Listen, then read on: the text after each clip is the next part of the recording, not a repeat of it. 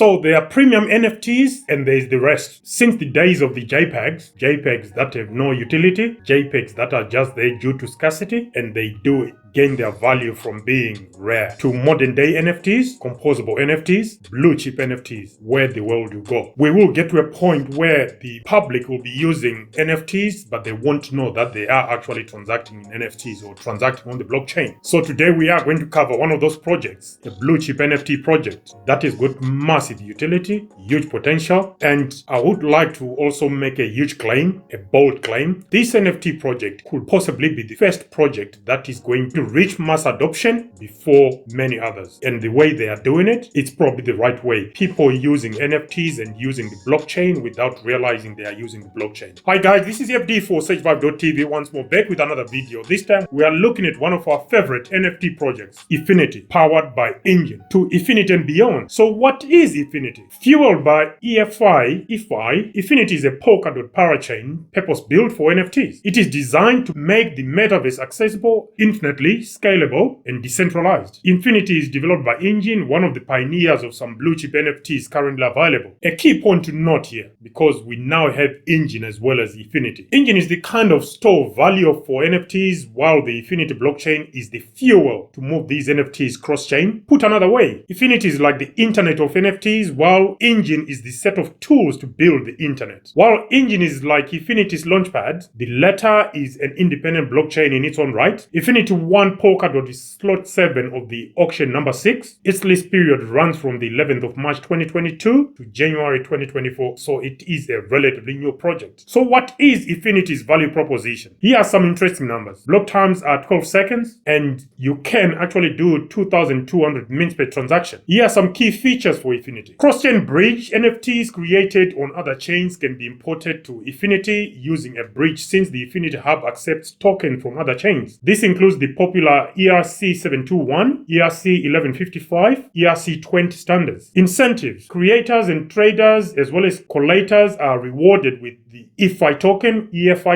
Efinity compensates network participants with the Efinity token as follows. Collator nodes who run the network, users who govern the direction of the network, buyers and sellers who facilitate price discovery. Developers who propose projects to be built on Efinity are eligible for grants from the community pool. Early adopters and creators increase their token value with bonding curves and liquidity. Decentralization governance. The EFI holders can submit and vote on proposals and referendums. Fuel tanks. These are fuel tanks or transaction fee delegation. Companies and creators alike can choose to subsidize costs of their users by depositing EFI tokens. Price discovery. Users who bid on NFTs from any chain receive EFI rewards or EFI rewards. Crafting. Crafting allows NFTs to be modified or created via an off-chain message. This is similar to what the Remark app does, or where Bit.country, a Kusama network parachain, where it has the mining of resources. The difference here is that with Efinity, one can actually perform the crafting off-chain. Now that is huge, performing crafting off-chain or modifying your NFT off-chain. That is massive. Anyone with the recipe can actually get onto Efinity and execute via a signed message. The signed message is the recipe. Think about porting or migrating NFTs from one blockchain or game to another and be able to add more features. Between Remark and Efinity, I think the world of non-fungible tokens is about to be turned upside down. Pool security. With the security of the Efinity blockchain handled by Polkadot's relay chain validators, users of the blockchain are not burdened with paying for validation. Discrete accounts. I think this is an appealing feature for some people. Discrete accounts are unique addresses that can be created and operated on the parachain. They do not have an associated private key. A discrete account can be configured with various permissions and roles. Examples are as follows. The discrete accounts can be configured with permissions for the owners, permissions for set operators, owners and admins. Admins alone, operators alone can sign for transactions. So those are some of the key features of the discrete account. Now today we are going to apply our usual 13 elements on Efinity. The 13 elements are as follows. Decentralization. How decentralized is Efinity? Security. How secure is the Efinity blockchain? Scalability. Does the Efinity blockchain scale? Interoperability. Does the Efinity blockchain interoperate with other blockchains? Does it work across its own boundaries and outside and work with third-party blockchains? What about the team members members? Are they publicly available? Do they communicate with the community? We then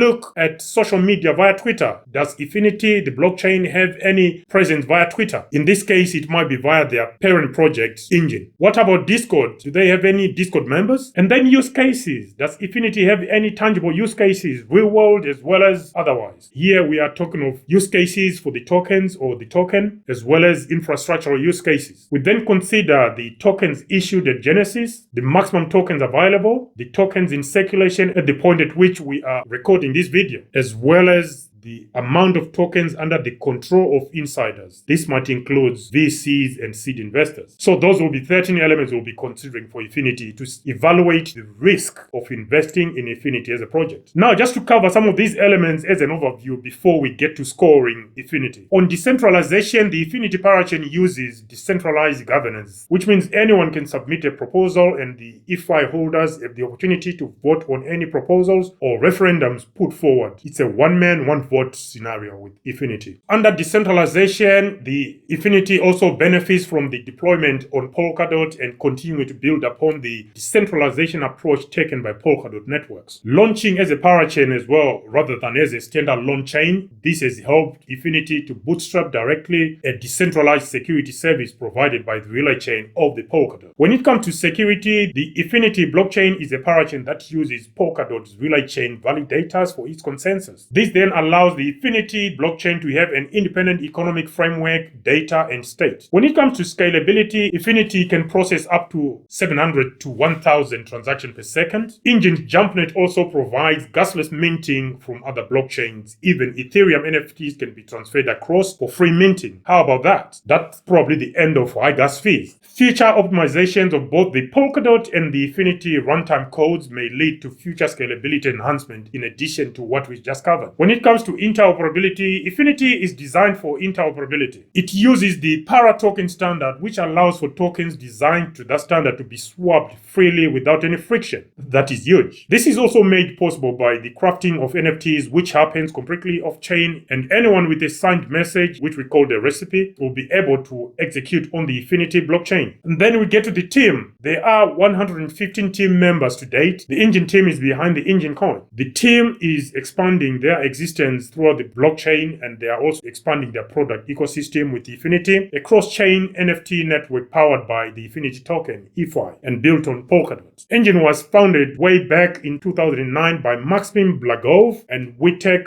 Radomski. Over the next decade, they grew their first product, the Enjin network, to over 20 million gamers worldwide, 1.2 billion assets created to date, with 12.4 million Enjin tokens logged in assets. The team is spread globally across 20 countries. The Enjin network has got 520,000 Twitter followers, and on Discord there are 4,500 Discord members. What about the EFI token use cases? The Efinity token, ticker symbol EFI, is used for the following use cases. It's used for transaction fees. Here, transfers, bids, ask orders through collator pools, community pools, price discovery, and fuel tank pool. The transaction fees are also encountered when people are using bridges via collator pools, community pools, and fuel tank pools. Transaction fees are also incurred when people are engaging with smart contracts. This is via collator pools, community pools, and the other use case is that of governance. We also have marketplace orders, and then there is the JumpNet or GFI, GEFI. By holding the EFI token,